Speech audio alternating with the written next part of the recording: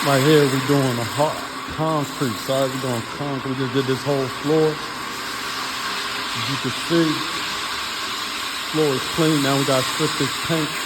What we're doing is we gotta grind the paint off of the concrete floor.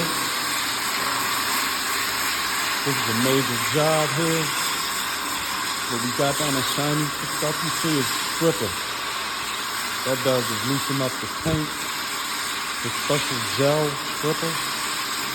That helps loosen up a lot of the soil and paint and helps it come out and we're getting it out. We're getting it out. So get your warehouse concrete floors done.